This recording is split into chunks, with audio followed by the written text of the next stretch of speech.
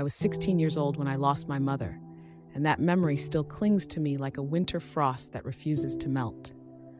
I remember the day she passed, sunlight streaming through the hospital window, dust motes dancing in the beams, everything so golden and still, as though the world itself had paused to pay respects. Just hours earlier, I'd been convinced that the doctors could still save her. But life can be cruelly abrupt, and I learned that lesson at an age far too young. In my final minutes at her bedside, she'd cradled my hand and whispered, "Take care of your father. I love you both so much." Then she was gone. I cried for days, burying myself in my room, struggling to accept that my mother, who was the anchor of our home, was never coming back. And during all those tearful nights, I made 1,000 promises to her in my mind. I'd keep up my grades, I'd grow into someone she'd be proud of, I'd watch over Dad. But not once did I ever imagine how complicated her final request, "Take care of your father," would turn out to be. A few months after my mother's death, Dad seemed different. I don't mean just grieving or sad, although that was true in the beginning. He was restless. He stopped spending time with me in the evenings to watch our usual TV shows. He rarely asked about my school day anymore. If I wanted to see him, I'd often find him in his study, staring blankly at the walls or hunched over old photo albums, tears brimming in his eyes. Then, after about a year, I noticed a shift. The tears were replaced by forced optimism. He started going out on errands at odd hours. He was suspiciously upbeat some mornings, humming tunes in the kitchen as though nothing tragic had ever happened. I caught glimpses of him on the phone, smiling in a bashful way I hadn't seen since I was a kid, like a teenage boy with a crush. My heart sank when I realized he was seeing someone. At first, I told myself he deserved happiness. Of course he did. My mother was gone, but Dad couldn't spend the rest of his life alone, no matter how much it unsettled me to picture someone else stepping into the role of wife in our home. So I tried to be supportive in my own anxious teenage way. I asked him outright one evening, trying not to sound accusatory, "Dad, are you seeing someone?" He turned from the kitchen sink, fiddling with his wedding ring, which he still wore, strangely enough, and said, "Actually, sweetheart, yes, her name is Regina. She's helped me feel alive again." I remember my heart twisting. The name Regina felt so foreign on my tongue, but I forced a smile. "I'm glad, Dad, really." We met Regina the following week. She came to our house for dinner, carrying a bouquet of lilies, coincidentally my mother's favorite flower, though I doubted she knew that. Regina was tall, elegant, with glossy dark hair that looked like it belonged in a shampoo commercial. She had long, manicured nails and a habit of looking past me when we spoke, as though she were scanning the room to find someone more important to talk to. "Oh, you must be Lisa," she said when I opened the door. "It's so good to finally meet you." Her bright smile didn't fully extend to her eyes. I wanted to like her. I truly did. But that first evening, something felt off. She laughed too loudly at Dad's jokes and corrected him about little details in stories I knew he'd told accurately. She asked me about my hobbies, but cut me off halfway through my answer, turning the subject back to Dad's job or Dad's interests. It was as though I were an afterthought, the child in the corner while the adults talked. A part of me shrugged it off, assuming maybe she was just nervous. But as the months passed and Regina became a more frequent guest, that sense of something's off only intensified. She'd rearrange items in the house, small things at first, like the vase on the coffee table or the arrangement of books on the shelf. Then bigger changes, new curtains in the living room, new pillows in the den. She never asked for permission or input, not from me, and it seemed not from Dad either. He didn't seem to mind. Actually, Dad was starstruck by her. He'd shower Regina with affection, whisper inside jokes, and grin at her as if she were a miracle from the heavens. When he proposed to her just 6 months into dating, I was stunned. My mother's memory felt so fresh. How could Dad be ready to marry someone else?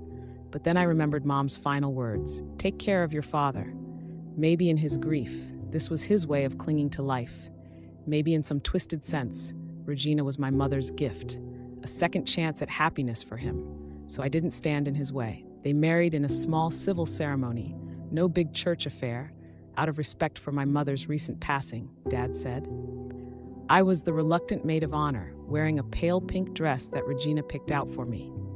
She said it complimented my eyes, but I suspect she just wanted something that wouldn't clash with her own designer gown. Her parents didn't attend. She said they were traveling abroad. No extended family or childhood friends on her side either, which was odd. Dad had a handful of relatives there, my aunt and uncle, plus a few cousins. They all whispered behind their backs, speculating about Regina's background, but no one confronted Dad about it. They seemed to think he was a grown man who could handle his own decisions, even if those decisions seemed rushed. After the ceremony, Regina stepped into our home as if it were her palace. She brought in new furniture without asking my opinion. She repainted walls that still had my mother's favorite colors. She replaced my mother's pictures with fancy abstract art.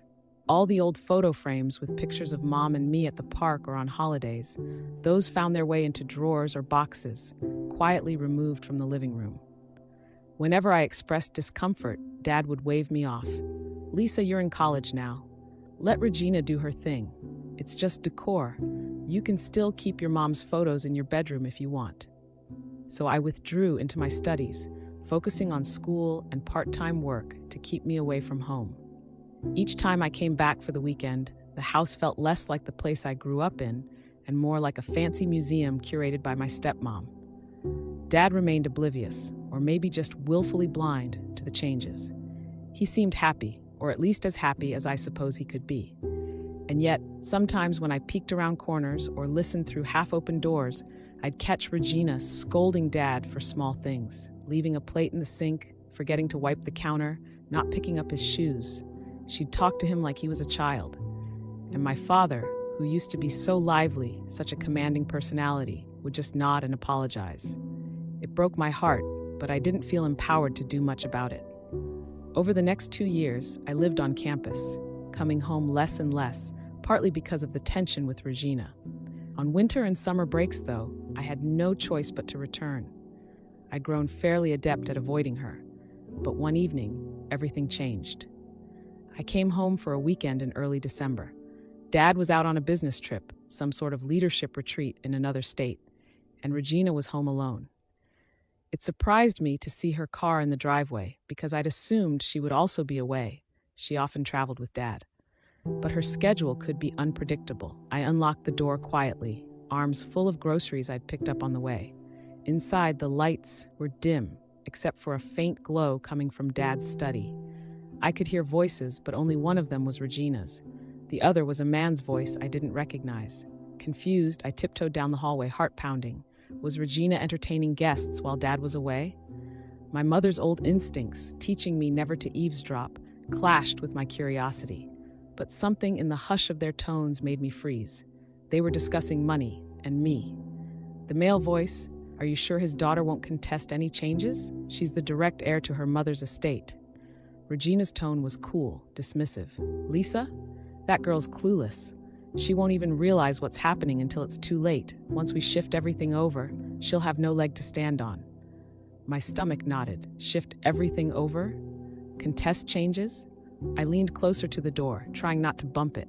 The air was so still, I could hear the mechanical ticking of Dad's old mantel clock from across the house. The man sighed.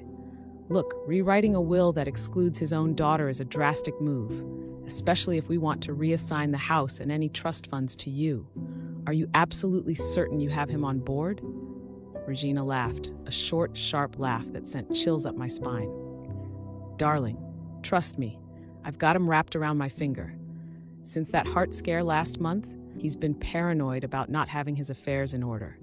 He'll sign anything if I present it as for his peace of mind. Lisa's mother left her some inheritance, but I'll handle that. Once it's merged into his accounts, we can funnel it all back to me if something happens to him, and that poor man's too naive to notice a thing." My heart hammered so loud I was sure they'd hear it. Regina was planning to take everything, every last piece of property, every last dollar, even the inheritance my mother left me. Worse, Dad had recently had some health issues, a mild heart attack that had alarmed us all. Regina was using that fear to manipulate him. I wanted to burst in and confront them, but something told me to wait. partly because I had no real proof besides overhearing this conversation, and partly because I was trembling so badly I could barely think. The man's next words, "As your lawyer, I recommend we expedite this," cemented my horror. Lawyer. Regina had a lawyer in the house, discussing how to forcibly claim everything as soon as possible. They were talking about forging or manipulating wills and trusts that Dad might sign under false pretenses. I forced myself to back away quietly. I slipped out of the house, groceries still clutched to my chest. When I reached my car, I realized I was shaking, tears stinging my eyes. I set the grocery bags on the passenger seat, started the engine, and drove to the nearest parking lot, a deserted church lot, ironically enough, where I called my best friend Jana. She answered on the third ring. "Hey Lisa, everything okay?" I tried to speak, but the words tangled. Finally, I managed to stammer, "Jana, I think my stepmom is planning to cut me out of my father's will. She's working with some lawyer to steal everything." Jana's voice pitched. "What? Slow down. Start from the beginning." So I told her, voice wavering, about what I overheard. Jana was outraged. "You need to do something, Lisa. Like, get proof. If she's meeting with a lawyer behind your dad's back, you have to find concrete evidence. Otherwise, it's just your word against hers." She was right, but the idea of confronting Regina, especially when she had a cunning mind and a lawyer in her pocket, was terrifying. Still, I wasn't the same shy 16-year-old who had lost her mother. I was now 19, in the middle of college, studying business law as part of my track, a choice I made partly to honor my mother's sense of practicality. Maybe, just maybe, I could outmaneuver Regina if I played this carefully. I returned home after Regina's lawyer left, creeping inside to find the house quiet. Regina was in the living room, sipping tea and scrolling through her phone. She hardly glanced at me. "Oh, Lisa, you're back. Did you bring dinner?" I forced a casual tone. "I grabbed something, yeah, just a sandwich for me." Then I hurried to my room, locking the door behind me. My heart was still racing, but I realized I needed a plan, a systematic approach to gather evidence. My mother's estate, from what I knew, included a portion of the house. She and Dad had co-owned it, though the details were murky to me. There were also some savings accounts. My father never talked much about financial stuff after Mom's death, possibly too grief-stricken to want to handle it. Now it seemed Regina was counting on that ignorance to manipulate him. I grabbed my laptop and started searching through the documents Dad kept in his old filing cabinet, a folder structure I could sometimes access through the home network if I guessed the right password. Dad's password choices were notoriously simple: birthdays, anniversaries, or random favorite sports teams. Within 20 minutes, I managed to log in with my mother's birth date. My stomach clenched in a wave of nostalgia. Dad must have used it as a password to keep a connection to her. Little did he know I'd be using it to protect both of us. Inside the directory, I found scanned documents of an older will that predated my mother's passing. I also found references to a trust established by my maternal grandparents, something that was supposed to partially fund my college and partially remain for my future. As far as I could tell, it was still active, but the details were fuzzy. Finally, I discovered a cryptic note from my mother labeled "For Lisa" in the event of my passing. My heart pounded as I clicked on it. The file refused to open, some kind of encryption. Why would Mom encrypt a message? Perhaps to protect it from prying eyes. But what was the password? I spent hours trying to guess. Her cat's name? No. My middle name? No. The name of her favorite book? No. By 2 a.m., my eyes burned, and I only had about 10 failed password attempts to show for it. But exhaustion can sometimes be the mother of intuition. As I drifted off, I remembered an inscription my mother once pointed out in a journal. "Where there's a will, there's a way." It had been a little inside joke. "That's why they call them wills. They're the final expression of your wish," she'd teased. Could that be the password? With trembling fingers, I typed, "Where there's a will, there's a way." The file opened. Inside was a letter. "My dearest Lisa, if you're reading this, it means I'm no longer able to tell you these things myself. I want you to know how deeply I love you and how proud I am of you. I'm sorry for any pain my illness might cause you. I've taken steps to ensure you are protected if something were to happen to me. Your father has always been loving, but he sometimes struggles to manage certain matters. particularly finances, when he's overwhelmed. This letter references a legal document I've prepared with our family lawyer, Mr. Henderson. It might be outdated by the time you find it, but it should clarify my intentions. Don't let anyone convince you that you aren't entitled to your portion of this estate, especially the trust that's meant for your future. I trust you'll do great things with your life. I love you always. Mom tears splashed onto my keyboard. She had known, even before she died, that Dad might become vulnerable to manipulation. She'd wanted to protect me. But who was Mr. Henderson? My father never mentioned him. Possibly an old attorney friend they'd consulted privately. I needed to find him. But how? The letter ended with a line. Contact Henderson at 212-555-4982 if anything threatens your inheritance. I quickly grabbed my phone and dialed. Straight to voicemail. Could be late, or maybe it was an old number. I left a message, my voice quivering. Hello, Mr. Henderson. My name is Lisa Patterson, daughter of Elizabeth Patterson. I found a note that said I should contact you regarding her will. Please call me back as soon as possible. The next day, Dad returned from his trip, looking tired. Regina fussed over him, urging him to rest on the couch. I hovered nearby, offering to make him tea, but Regina waved me away, insisting she had everything under control. How was the retreat?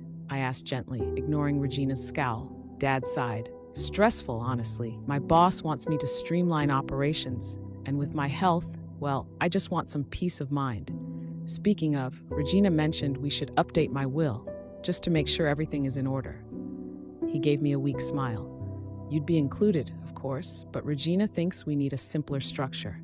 You know how these legal documents get complicated. I felt a red-hot flash of anger. She was already moving forward, barely giving him a day to settle in. But I mustered a calm nod. Yeah, Dad, I get that. Maybe we can talk together about the details? Regina cut in smoothly. Oh, no need to burden Lisa. She's busy with her studies. We'll handle this privately. I said nothing, but inside I was fuming. My mother had left instructions. She wanted me to have a rightful share protected by a trust. Regina obviously planned to overshadow that with a new will, likely funneling everything to herself. Dad, naive and exhausted, might just sign anything she put in front of him. I waited until Regina left the house to run errands. Something about meeting a decorator for new living room furniture. Then I cornered Dad in his study. He looked up from some spreadsheets, surprise flickering across his face. Lisa, you're home early. Everything all right? I stepped in, closing the door behind me.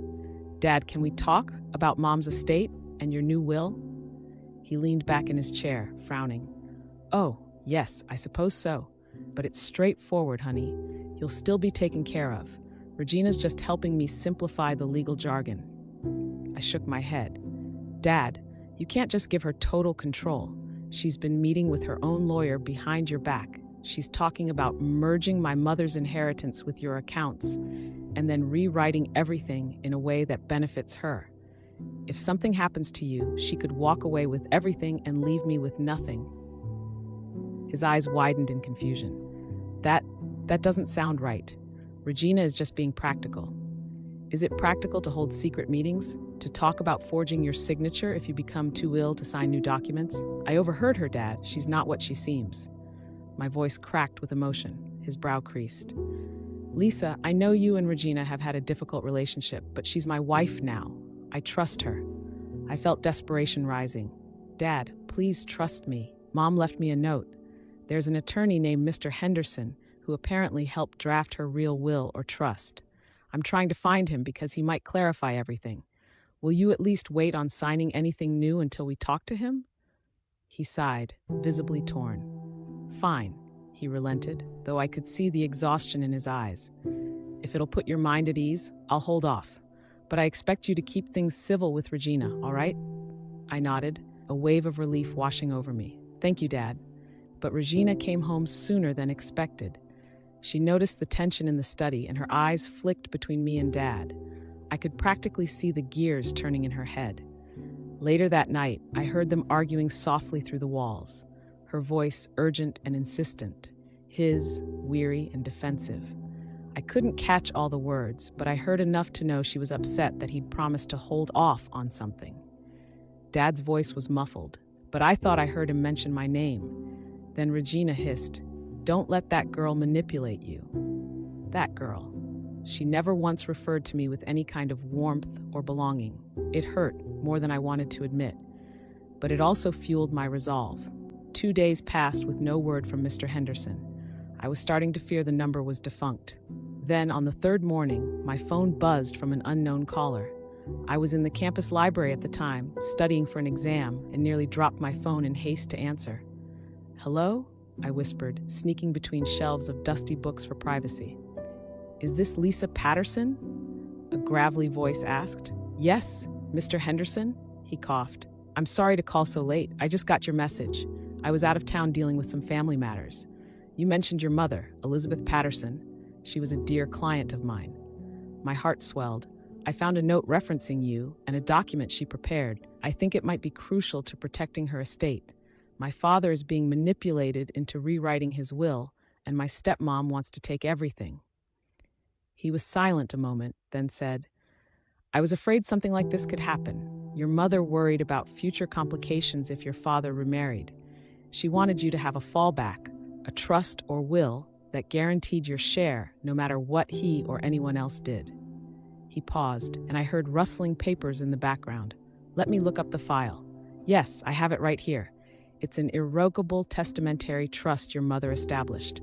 Specifically, it states that half the home and certain other assets are to be safeguarded for you, effective upon her death, and absolutely none of that portion can be alienated or signed away without your explicit consent." I felt relief and anger swirl inside me. "That's wonderful, but no one told me. Why didn't it surface when Mom died?" Another paper rustle. "According to these notes, your mother insisted that the trust remain in quiet standing, only to be brought forth if your father ever attempted to modify the estate in a way that neglected your inheritance. I tried contacting your father after her passing, but he was dealing with so much grief, he never returned my calls. I respected her wishes not to push. She believed your dad would always do right by you, and the trust would be more of an emergency backup." Tears stung my eyes. Mom had prepared for this scenario, but Dad either didn't know or had forgotten. Now Regina was pushing for a new will. If Dad merged everything, or if he signed off on certain legal changes, it might overshadow the trust, unless we stepped in with official documentation. "How do we enforce it?" I asked. "Regina's on the verge of convincing him to sign new paperwork.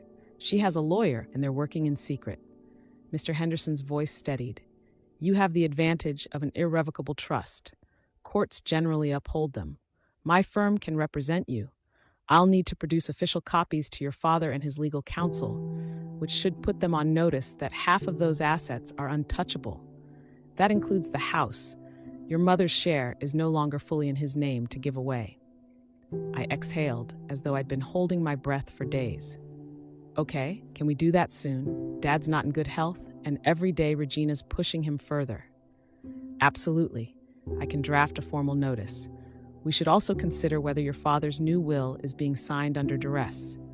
If we can prove Regina is manipulating him, that's further cause to invalidate any changes." We arranged to meet in person.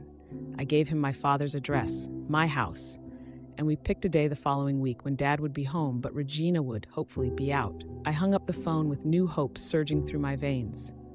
However, orchestrating Mr. Henderson's arrival without Regina interfering was tricky. She was so controlling. I told Dad that a friend's father, who just happened to be an attorney, wanted to visit to discuss some estate planning tips. Dad, still feeling guilty about ignoring me for years, agreed. Thankfully, Regina had a spa day scheduled that afternoon, so I figured we had a small window. The day arrived, and true to plan, Regina left late in the morning. Mr. Henderson, an older gentleman with silver hair and an unassuming air of calm professionalism, showed up at the front door shortly after. Dad greeted him warily. He hadn't realized friend's father was actually my mother's old lawyer, but seeing my anxious face, he relented. "Come in," he said quietly. "Let's talk in the study." I perched on the edge of the armchair as Mr. Henderson laid out several official documents on the desk. Dad looked overwhelmed, brow furrowed, hands trembling. Henderson explained, in a calm, methodical tone, that my mother had established an irrevocable trust securing half the property and certain funds for me. The question was whether Dad had known or at least been informed at some point. Dad blinked in confusion. I knew your mother had some arrangement, he mumbled. But we never finalized it, did we? Got caught up in hospital bills, her funeral. I just forgot. Mr. Henderson nodded. Your late wife was adamant that her daughter not be left with nothing if circumstances changed. This trust is legally binding, Mr. Patterson. No matter what new will you write, you can't override it without Lisa's explicit agreement. Dad rubbed his temples. Regina never mentioned this. She only said I should unify all assets into a single account, something about simplifying our finances. And you trust that she'd keep Lisa in mind? Mr. Henderson pressed gently. Dad's face paled. I could see the cracks of doubt forming. Regina had been so quick to push a new will, so unconcerned about my mother's memory. Dad gulped. I love Regina, but I also love my daughter. If there's a chance that maybe I let her push me too far. Mr. Henderson set a pen down. Before we proceed, I must be clear. Your daughter overheard Regina discussing plans to claim everything if you were to pass away. This trust ensures she can't do that. If you want to ensure Lisa remains protected, you should incorporate the trust's terms openly into your new estate documents, but only after carefully reviewing what Regina's lawyer drafted. A shiver coursed through me. Dad, do you see now? She's not honest about her intentions. She's been meeting with her own lawyer behind your back. Dad's eyes watered. I need time to think. It's all too much. We gave him space, stepping out of the study. Henderson whispered to me, he's overwhelmed, but the trust stands. No matter what, you're protected. Unless you sign away your rights, which you won't, obviously. I nodded, relief flooding my chest. That was the moment the front door opened. Regina walked in, arms laden with shopping bags, wearing an irritated scowl. Her gaze flicked from me to Henderson, then to the partially open study door. What's going on? Mr. Henderson plastered on a polite smile. Hello, Mrs. Patterson. I'm an attorney, helping your husband with some estate matters. She set her bags down, eyes narrowing. I see. Her gaze burned into me. Lisa, are you interfering with your father's decisions again?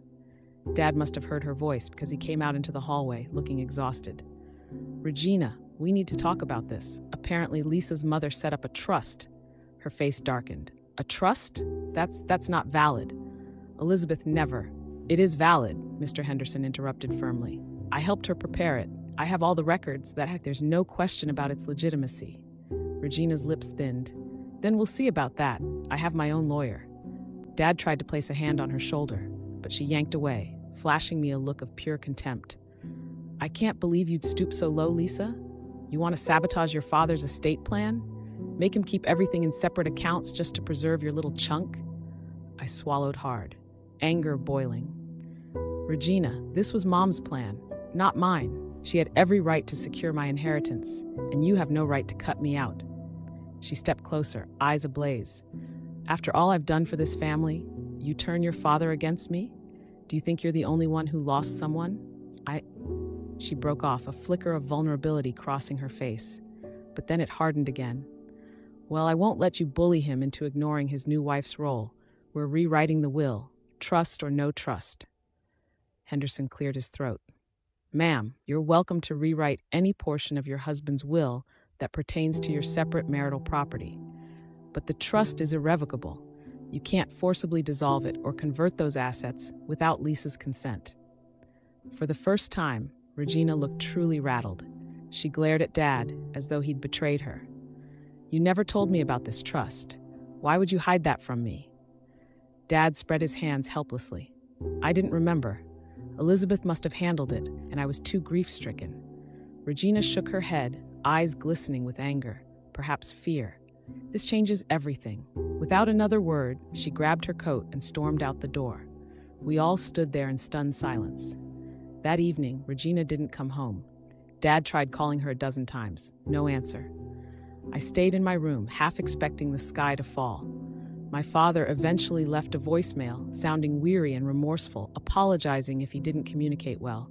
He said he needed her to understand the trust was out of his hands. The house was half mine. He promised he still loved her and wanted her input on the rest of the will. I felt a pang of pity for Dad. He was caught between loyalty to his new wife and a desire to protect me, shaped by my mother's final arrangement. But pity only went so far. I remembered how Regina had belittled me, tried to push me aside, replaced my mother's pictures, whispered about forging documents. She'd only be sorry if her plan failed.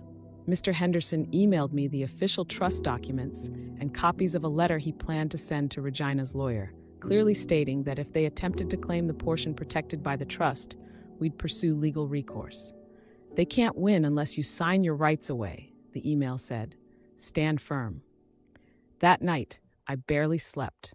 My mind replayed Regina's furious expression, my father's heartbreak, my mother's gentle voice echoing in my memories, telling me to watch out for Dad. Was that the last real conversation I'd have with Regina? Would she come back with a vengeance? The next morning, Dad sat at the kitchen table, sipping coffee he barely seemed to taste. He stared at his phone, occasionally typing a text, then deleting. "She's not responding," he said softly when I entered. I paused. "Dad, are you okay?" He sighed, pressing fingers to his eyes. "Not really. Regina and we moved so fast. I was vulnerable. I just wanted companionship. I never thought she'd be so dismissive of your mother's will or your inheritance." He looked at me, tears threatening. "I know I haven't always been the best father these last few years. I let my grief blind me. I don't want you to think that I care about Regina more than you." Emotions swelled in my chest. "Dad, I don't blame you for grieving. I blame Regina for manipulating that grief." I sat down next to him. "Whatever happens next, we need to protect ourselves legally. And I'd like you to consider if this marriage is even healthy for you." He glanced away. "I've been thinking about that.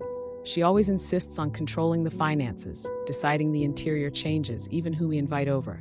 I thought it was just her way of being helpful, but maybe it's more than that." Before we could talk further, the front door opened. Regina stood in the threshold, face pale but expression resolute. She held a rolled-up sheaf of papers in her hand. I tensed, expecting an explosive argument. Instead, she walked calmly into the living room and said, "We need to talk. All of us." Dad and I exchanged worried looks. We joined her in the living room, and I stood near the doorway, arms folded, ready for anything. She sighed, looking uncharacteristically subdued. "I went to see my lawyer," she began, voice hollow. "He confirmed that the trust is legitimate and can't be overturned, which means that changes our entire estate plan." Dad frowned. "Regina, I never intended to hide anything from you.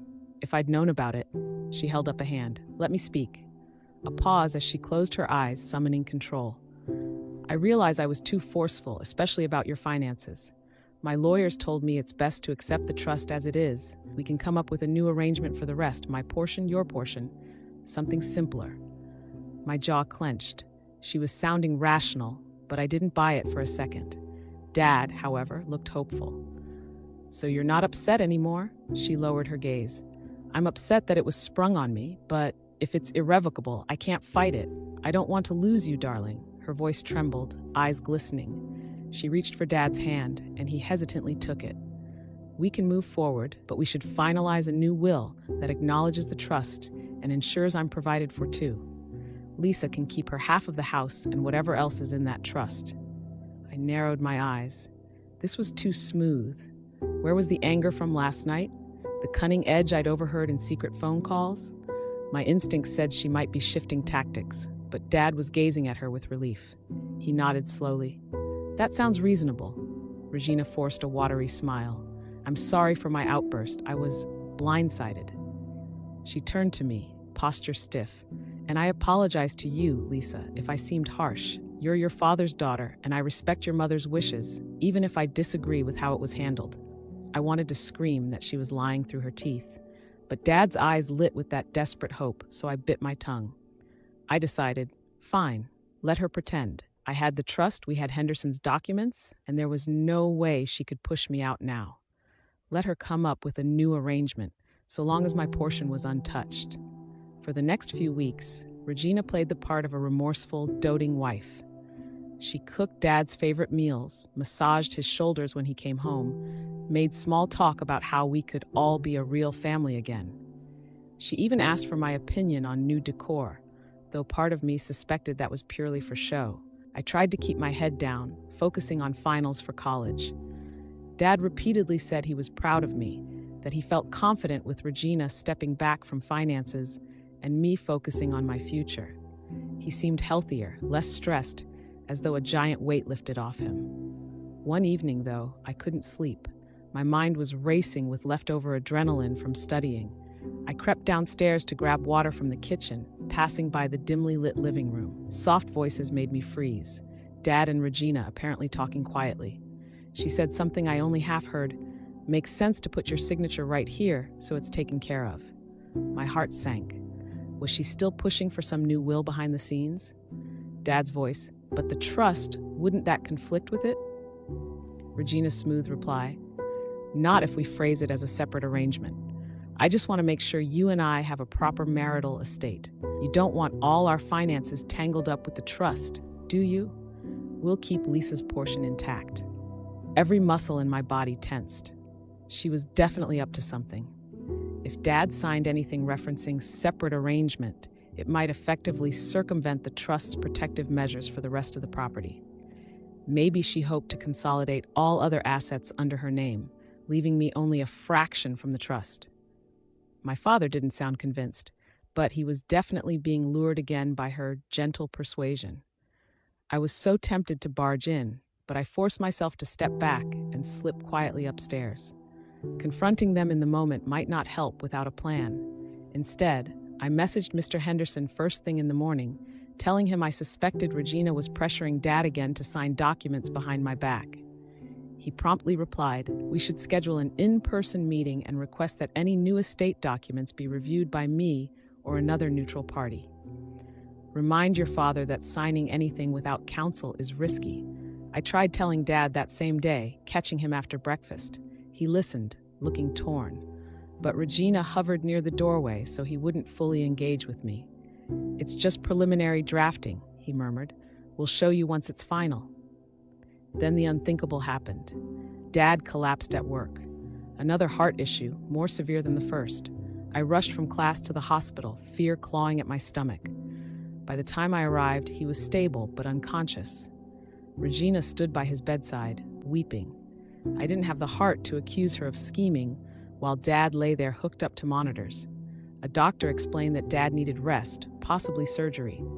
My world spun. I could lose my father just a few years after losing my mother. The thought made me dizzy. Regina shot me a look that almost seemed genuine in its sorrow. Maybe she actually did care about him, in her own twisted way. Or maybe she just cared about the finances that might vanish if he died without her securing a new arrangement. Over the next few days, Dad's condition fluctuated, but the doctors remained optimistic he'd recover with the right procedure. Regina clung to his side, and I tried to maintain vigilance. Once, I caught her in the hospital hallway, phone pressed to her ear, whispering, "No, it's not signed yet. I know, the trust is immovable, but we can at least." She whirled around, realizing I was near, and hung up abruptly. "Lisa, do you need something?" I just stared, heart pounding. "I need my father to get well." She mustered a sad smile. "We both do." And she brushed past me.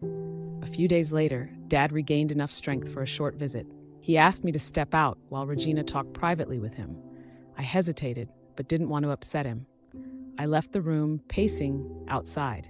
After about 15 minutes, Regina walked out, face flushed. I slipped inside. Dad looked upset, tears glistening in his eyes. "What happened?" I whispered. He swallowed. "Regina asked me to sign a power of attorney. She said it was necessary in case I'm incapacitated further. She wanted me to give her full control of my medical and financial decisions so she could handle bills and everything else." My blood ran cold. "Dad, you didn't sign, did you?" He shook his head. "I told her I need time to think. Lisa, I'm so tired. All of this is happening so fast and I'm stuck in a hospital bed. She claims it's for my own good, but something about it felt off. I asked her if you could share that power of attorney with her. She refused." I felt a surge of protectiveness. "Dad, let me call Mr. Henderson. He can arrange a balanced power of attorney if you truly need it, but giving Regina full control is a terrible idea." He nodded slowly.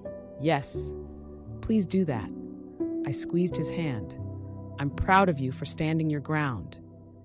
Then I left to find a quiet corner and make the call to Henderson. He answered on the first ring, like he'd been expecting trouble. While Dad was in the hospital, Regina left the house to spend nights at a luxury hotel, claiming she couldn't sleep in the empty house. I took the opportunity to search every nook and cranny for documents that might reveal her plan. The place was eerily quiet without Dad's presence. I rummaged through the study, the living room drawers, even the basement. Nothing incriminating turned up. Finally, I approached the bedroom she shared with Dad. My old moral code screamed that it was invasive, but I had no choice. I carefully opened her closet, rummaging behind coats and dresses. Near the back, I felt a box pressed against the wall. Pulling it out, I discovered files labeled with my father's name. My heart hammered as I flipped through them. Bank statements from accounts I didn't recognize, some offshore accounts, a drafted power of attorney form, a half-completed new will that left me only a small token for sentimental reasons, while everything else was assigned to Regina. Tucked at the very back was a letter typed on official stationery from a local law firm. My eyes scanned the lines. In the event that Mr. Patterson should pass per your instructions, all existing funds in the joint account would be transferred immediately to your sole ownership, Miss Patterson. The trust designated to Lisa Patterson remains separate property, but the rest I couldn't read further. Rage was making my vision blur. This was explicit confirmation. Once Dad died, she'd seize everything. Even the joint account Dad insisted on sharing with her might not actually be joint once the bank got certain instructions. She was basically preparing for his death, ensuring that I got almost nothing. If the trust had never been discovered, I would have ended up with zero. I snapped pictures of every document with my phone. This was all the proof I needed to show my father. The only question was, would he believe me? Or would Regina spin some story that this was old paperwork? The date on the letter was just last week. The following morning, I visited Dad bright and early. I found Regina in the hospital room flipping through a magazine, her expression bored. Dad was dozing, but he stirred when I walked in. Regina shot me a tight smile. "You're here early." Ignoring her, I leaned over Dad gently, checking if he was fully awake. "Dad, there's something I need to show you, right now." He blinked groggily. "Is it urgent, honey?" Regina stood up, crossing her arms. "Can it wait until after the doctors finish their morning rounds? He needs rest." My voice quivered with anger. "No, it can't wait." I met her gaze head on. "You've been hiding documents, Regina, papers that prove you've been planning to take everything if Dad passes. That's not speculation anymore. I found them in your closet." She froze, face paling. "What are you talking about?" Dad frowned. "Lisa, calm down. I'm sure there's an explanation." I pulled out my phone, flipping through the photos. "Here, bank statements in your name only, with money funneling out of Dad's accounts. A drafted power of attorney giving you sole control. A new will that leaves me practically nothing, ignoring the trust. And this letter," I tapped the screen to zoom in, dated last week, discussing immediate transfer of funds upon his death. Dad's eyes widened as I scrolled through the images. Regina's face shifted from shock to anger. "You had no right to snoop through my personal items. That's an invasion of privacy." Dad raised his voice, surprising me. "Regina, is this real? Are you funneling my money without telling me?" A hint of panic flickered in his eyes. "I thought we only had the one joint account." She tried to recover, forcing an exasperated laugh. "These are hypothetical documents. I was exploring options in case your health worsened. I didn't want to burden you with them until it became necessary." He swallowed hard. "But it's my money, my accounts. You're doing all this behind my back?" Her lips parted, but no immediate justification came. She shot me a glare, then turned back to Dad, tears welling. "Don't you understand? I was terrified of losing you, and I wanted to be sure I wasn't left penniless. Your daughter has a trust. She'll be fine. I needed security." Dad stared at her in disbelief. "Security? We could have worked out a fair arrangement, but forging accounts, drafting a will that cuts Lisa out, that's not love, that's greed." She started to sob, or pretend to. "I've given everything to this family. Your daughter hates me, tries to sabotage me. I only wanted to protect myself from being thrown onto the streets if you die, and she claims the house. People do that, you know. Stepchildren can be vicious." I stepped forward, trembling with anger. "I only wanted to protect the share my mother left me. I never said you'd get nothing. You were the one who told your lawyer you'd get everything. Dad exhaled shakily. Regina, I can't do this anymore. Once I'm out of the hospital, we're going to reevaluate everything. Our marriage, the finances, all of it. You need to leave now. Her tears stopped abruptly. What? He lifted a hand, gesturing to the door. Leave. I'm under enough stress. I can't have this conflict in my recovery. I'll talk to you later, but for now, go. She sputtered. But I'm your wife. I should be by your side. Not if you're lying and manipulating me. Just go. He sounded heartbreakingly firm. Tears pricked my eyes, seeing him so frail yet determined to protect us. Regina stared at him for a long, tense moment, then turned on her heel and rushed out, muttering curses under her breath. I slowly approached Dad's bedside, tears in my own eyes. I'm sorry, I whispered. I know that was hard. He reached for my hand. You did the right thing. I can't believe... God, I feel like such a fool. Regina didn't visit the hospital again. Dad underwent surgery 2 days later, which thankfully went well. During his post-op recovery, he authorized Mr. Henderson to draft new power of attorney documents that gave me partial control alongside him. Regina was not included. He also explicitly revoked any pending wills or estate documents that Regina's lawyer had proposed. Henderson delivered them to the hospital, and Dad signed them with a notary, present. We had official copies uploaded to a secure server. Regina's entire plan, at least on paper, was dismantled. But she didn't give up easily. We started getting calls from her lawyer, demanding access to Dad's medical records or requesting copies of his new estate arrangement. We politely declined. Mr. Henderson responded with short, curt letters referencing the trust and Dad's decision to exclude Regina from any unilateral control. She threatened to file for divorce, claiming Dad was alienating marital property. Henderson calmly reminded her that the property in question was partially mine under the trust, and the rest was subject to Dad's express decisions as long as he was mentally competent. Dad came home to continue his recovery, though the atmosphere was tense. Regina had retreated to a friend's place, apparently outraged that she couldn't just walk back in. Dad changed the locks, worried she might try something drastic. He confided in me that he felt deeply betrayed and planned to move forward with a legal separation. I can't be married to someone who only cared about her own pockets, he said, voice heavy with sorrow. Through Mr. Henderson, we finally arranged a formal reading of my mother's real will and trust documents, the ones she'd set up to protect me. Typically, there isn't always a reading for a will, but Henderson insisted on doing a proper session for clarity's sake, especially with Regina trying to contest matters. I suspect he also knew it would drive home the final blow to Regina if she dared show up. We scheduled it at Henderson's office downtown. Dad, still weak but determined, arrived with me. Henderson had also invited Regina's lawyer, though we doubted Regina herself would come. To our surprise, both she and her lawyer walked in, Regina wearing a designer suit, looking every bit the scorned trophy wife. She cast me a withering look, then focused on Dad. The atmosphere was charged as Henderson began. Elizabeth Patterson, Lisa's mother, left a will that supplemented this irrevocable trust, clarifying her intentions regarding property distribution. I'll read the key clauses. He cleared his throat, ignoring Regina's bored expression.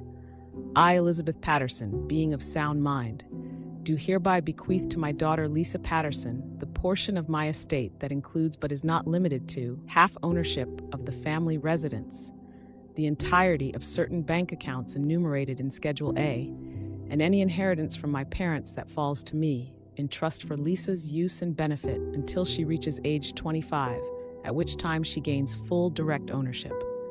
I further stipulate that my husband, Dad's name, shall retain his half ownership of the residence and may use or enjoy the property without interference, so long as he respects that Lisa's portion cannot be sold, transferred, or liquidated without her expressed written consent. If my husband remarries, this arrangement remains in effect unless both Lisa and her father agree to alter the terms in writing. Should any dispute arise regarding the ownership of these assets after my passing, I request that my attorney, Mr. Henderson, defend Lisa's rights in full. This is my solemn wish. Henderson then set down the paper. Essentially, half the house belongs to Lisa, and no subsequent marriage can override that. The trust also covers certain liquid assets in separate accounts. Regina's lawyer coughed. My client recognizes the trust's existence, but she had an expectation. Henderson held up a hand. An expectation is not a legal right. Mrs. Patterson cannot sign away property that never belonged to her. The trust was established solely for Lisa's benefit. Regina's face reddened. But she's living in my house, Dad interjected, voice shaking with emotion. It's not your house, Regina. It was never solely mine to give to you. Elizabeth and I bought it together. She set aside half for Lisa. If you truly cared about me, you'd have accepted that, but you tried to take it all. Her lawyer tried to salvage dignity. We would like to propose a settlement. If your client is divorcing Miss Regina Patterson, she should be entitled to. Dad spoke firmly, surprising even me. We're not finalizing anything yet, but if she wants to discuss a fair settlement for the marriage we do have, that's fine. However, it won't come from my late wife's portion or from Lisa's trust. If Regina is owed anything, it's proportionate to the short duration of this marriage and the minimal shared property we have outside the trust. Regina's expression twisted. She shot me one last venomous glare and rose to her feet. I see how it is. Fine. Congratulations, Lisa. You got what you wanted. She turned to Dad. And I suppose you'll let your daughter run your life now, just like she did before I came along. Dad closed his eyes, clearly pained. Regina, leave if you can't handle the truth. I'm done arguing. And so she left, storming out with her lawyer trailing. Henderson gave me a small nod of satisfaction. I realized in that moment how crucial it was that I'd overheard Regina's conversation. If I hadn't, her plan might have succeeded before we discovered the trust. When Henderson finished reviewing the last formalities, he handed me a binder with all the official documents. This is your safety net, Lisa. Keep it secure. Dad took my hand and squeezed gently. Your mother was amazing. Tears gathered in my eyes. She really was. We left the office with a sense of finality. Dad was weaker physically, but emotionally, it felt like a weight had lifted. He no longer had to pretend that Regina's manipulations were normal or that she truly cared for him. The real will and trust sealed her fate, ensuring she couldn't claim what wasn't hers. Regina dragged out the divorce proceedings for a few months, trying to grab any scrap of money she could. In the end, the court gave her a small settlement from Dad's separate funds. Far less than she would have gotten if the trust hadn't existed. She moved to another city, presumably to find a new start. Rumors said she was dating a wealthier man. I only felt relief that she was gone. Dad and I were done with her hold on our lives. As for me, the trust gave me security for the future. I could finally focus on college without worrying Regina would snatch away my home. Dad, once he recovered from surgery, gradually grew stronger and more emotionally present. We spent evenings reminiscing about Mom, flipping through old photo albums that had been stuffed into drawers after Regina redecorated. We talked about me finishing school and possibly going for a graduate degree. He apologized repeatedly for letting Regina push me away, for not seeing the red flag sooner. I forgave him. Part of me always understood that heartbreak can cloud even the strongest minds. He loved my mother deeply, and her death left a gaping hole. Regina filled that hole with illusions of companionship, but it was always built on quicksand. Ultimately, my mother's real will protected me and opened Dad's eyes to the truth. Months later, on a bright spring day, Dad and I stood in the backyard, planting flowers where Regina's harsh landscaping used to be. The sun was warm, birds chirping overhead. Dad paused, wiping sweat from his forehead, and said, "Lisa, your mom would be proud of you, for standing up, for figuring this all out." I looked at him with a gentle smile. She left me the tools. I just used them. He nodded, eyes glistening. I'm sorry I ever doubted you. I wrapped an arm around him. I'm just glad we're still together, Dad. Mom would have wanted that. He placed a hand over mine. She would. And from now on, I'll make decisions with open eyes. No more secrets. No more letting someone else manipulate me. As we stood there, the warm breeze carrying the scent of fresh blossoms, I sensed my mother's spirit in the air, proud, protective, and at peace. Regina might have thought she'd get everything, but she never counted on the strength of a mother's love, preserved in legal documents and entrusted to a daughter who refused to be cast aside. A year passed. Dad fully recovered and began traveling again. But this time, he invited me along for some of the trips when I was free. Little weekend getaways, father-daughter bonding we never had during my teenage years. I teased him that at this rate, he'd end up in Hawaii every other month. He'd laugh and say, "We're making up for lost time." And I understood how precious that was. Regina, from what I heard, eventually remarried someone older and wealthier, but I didn't care to learn the details. Let her play her manipulative games elsewhere. We were safe in our home, my mother's home that she lovingly purchased with Dad years ago. The walls no longer felt invaded by that cunning presence, the pictures of Mom once again on display. Dad replaced the furniture she bought, returning the living room to a warm, welcoming space. Our house was truly ours again. Sometimes I'd stand in the living room at dusk, the golden light filtering through the windows, and I'd think about how easily things might have gone differently. If I hadn't come home that night with groceries, if I hadn't overheard Regina's conversation, if I'd been too afraid to search for that encrypted file from my mother, if Mr. Henderson had been out of reach. So many what-ifs could have led to me losing everything, or losing Dad to stress and heartbreak. Instead, the final reading of my mother's real will ensured a just ending. The stepmother who thought she'd get everything found out too late that Mom had already anticipated any threat. My mother's final gift protected me and forced Dad to open his eyes. We never fully get over losing someone as dear as a parent, but I felt her presence strongly when I uncovered her instructions, like she was guiding me from beyond the grave. It was as though she whispered, "I knew you'd figure it out, Lisa. This is your inheritance, your rightful share, and a lesson in standing up for yourself." And stand up I did, with unwavering resolve, proving that even beyond death, my mother's love remained the most potent force of all. And that is how, at just 19 years old, I found myself in a high-stakes battle against my cunning stepmother, one that ended in triumph the day the lawyer read out my mother's real will, unveiling her brilliant plan to safeguard our family's future. Regina's smug certainty evaporated in an instant, replaced by the cold realization that sometimes the best revenge is a mother's foresight and a daughter's courage.